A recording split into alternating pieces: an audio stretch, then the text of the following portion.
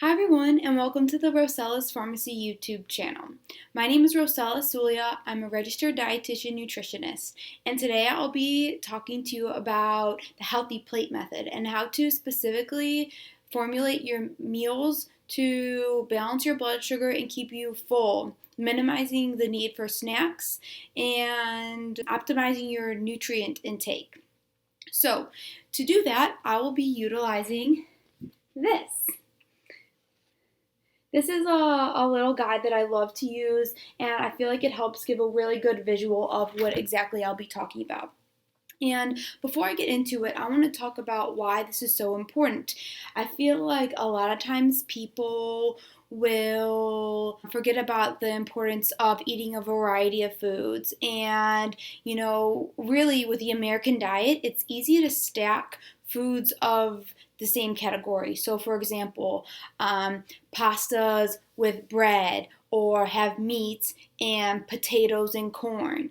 Potatoes and corn are both starches. They're not actually vegetables. So, with that being said, let's get into this. So, like I said before, this is the healthy plate method. I want to start with the most important part, which is this part of the plate. This represents the non-starchy vegetables. So that's going to be anything from tomatoes, cucumbers, onions, green beans, asparagus, broccoli, Brussels sprouts, pretty much anything that you put on a salad. The ones that won't fall into this group are your corn, peas, potatoes, including sweet potatoes, and then also things like winter squash, so butternut squash, spaghetti squash, acorn squash, all of those. The reason why this is so large, it's half your plate, is because this is where you're going to get the majority of your vitamins, minerals, and fiber from. They're also very low in calories, so you won't have to worry about gaining weight from eating too many vegetables, and also they're non-starchy, meaning they're low in carbohydrates, so you won't have to worry about them impacting your blood sugar. The next group I want to talk about is this group, the starch group. And I've already named a couple of foods that fall into this group. So that's going to be your winter squash, like the butternut squash and the other ones that I mentioned previously. And then also things like rice, other whole grains like quinoa, barley, and then also, the breads, pastas, all that stuff. So when choosing foods for this group, it's really important that you try to choose whole, unprocessed foods. The more processed a food is, the more likely it is to raise your blood sugar, and the higher your blood sugar will probably go. So trying to choose whole grains is really important for maintaining a stable blood sugar, because when they're unprocessed whole grains, that means you still quite literally have the whole grain. When you take away part of the grain in the processing process, then the fiber and the protein and the healthy fats that are part of that grain are eliminated. Fiber, fat, and protein are what help maintain a stable blood sugar and keep you full. So when you take that away, you remove the satiety factor, which isn't good. So, 2 hours after you eat a big bowl of pasta, who's felt hungry? Doesn't make sense. It's because you lose that satiety factor. Pasta doesn't really have a lot. It has a little bit of protein, but it doesn't have much fiber. It doesn't have really any healthy fats. So choosing those whole foods like the sweet potatoes, if you're going to have rice, brown rice is a really great choice, or black rice is also really wonderful. The dark pigment of black rice actually has the same nutrients found in red wine and blueberries that are very heart healthy. If you're looking for a healthier type of pasta to replace, regular wheat pasta or white pasta, then zoodles are a great option. Spaghetti squash is a wonderful option. Or they also make really great gluten-free pastas made out of chickpeas or other types of beans. Banza, for example, is a really great brand that has several, like, all different types of shapes of pasta. So that's something that you can look into as well. I've made Banza pasta for friends and family before, and they barely notice a difference. All right, so moving on to the last group illustrated here on this plate, the protein group. A serving of protein is about the size of the palm of your hand, which will be about 4 to 5 ounces. Most people actually eat too much protein. If you overeat protein and, for example, eat a 12-ounce steak, your body can't physically absorb that much protein unless maybe you're a really intense bodybuilder or something of that sort where you're just continuously metabolizing protein. Otherwise, 3 to 5 ounces of protein in a sitting is really all you'll be able to absorb.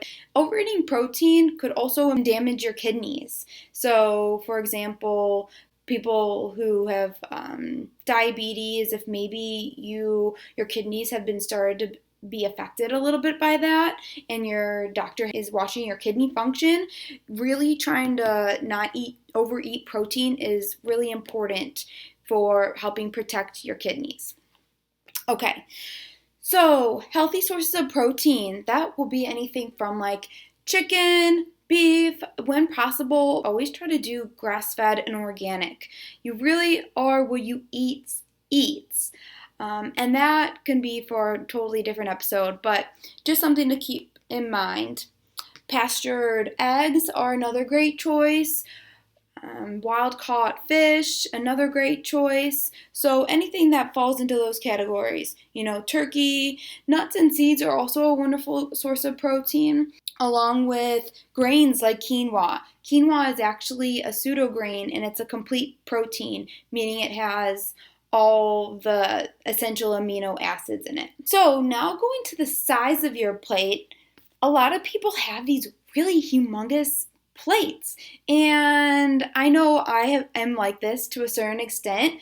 I want my plate to be full. I don't, you don't really like to see empty spots in your plate.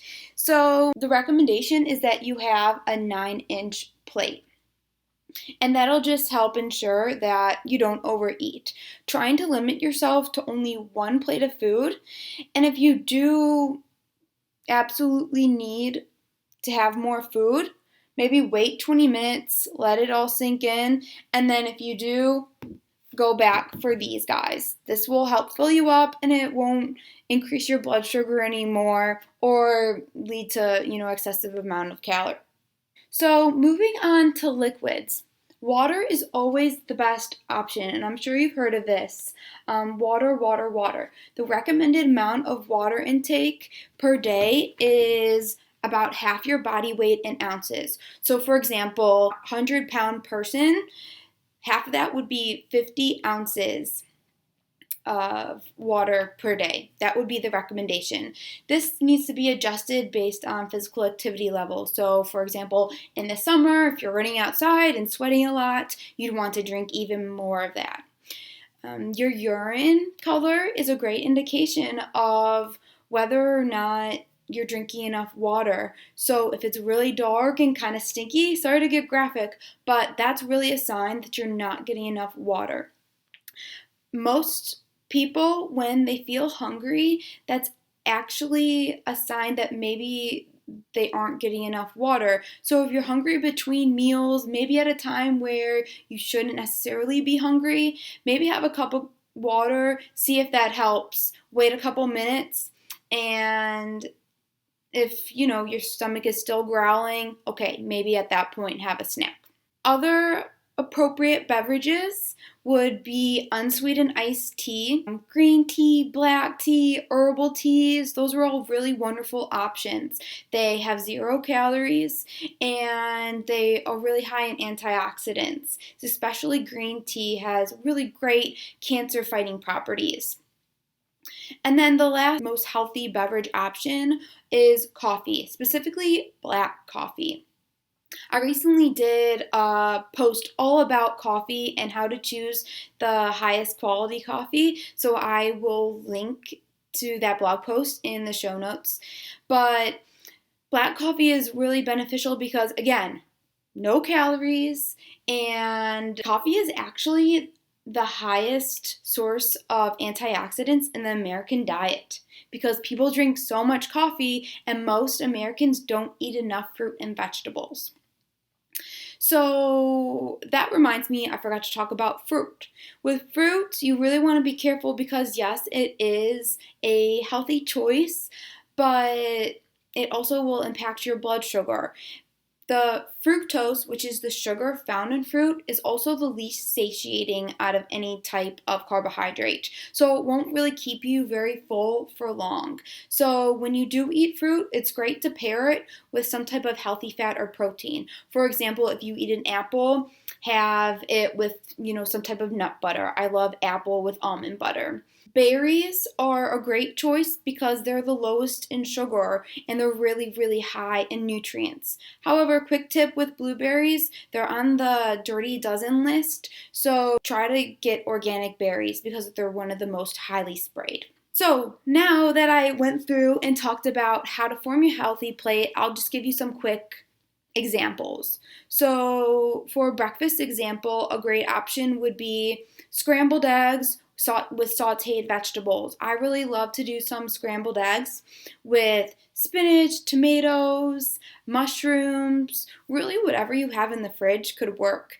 I've even done scrambled eggs with a little side of tomato cucumber salad before, or have done a bed of mixed greens with a fried egg on top, maybe a side of avocado. Um, and then I try to avoid eating too much bread because, again, it is a processed food. Typical bread that you buy from the store is going to be fairly low in fiber. A lot of times it has added sugar. A lot of times just typical wheat bread could have caramel coloring in it to make you think that it's healthier because we associate the brown with as healthier, just like brown rice. We associate whole wheat bread or the brown bread with being a healthier option. So they do sometimes put caramel coloring in that. So that's why it's so important to read the ingredients list. Instead of bread, I often will do sweet potatoes. That's a great option, or some type of winter squash. I'll just roast it in the oven and then put some butter or olive oil on top. And then for breakfast, I love to pair it with cinnamon. Cinnamon is really wonderful for help stabilizing your blood sugar, and it also helps a little bit of sweetness to it as well. So that's an example of a breakfast option.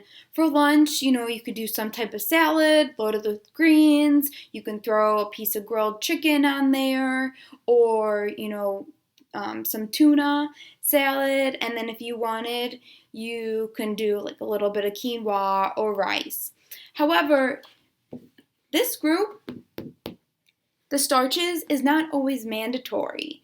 I can get into carb counting in a separate video, but the 1/4 is kind of just a maximum amount. So this group is not always mandatory.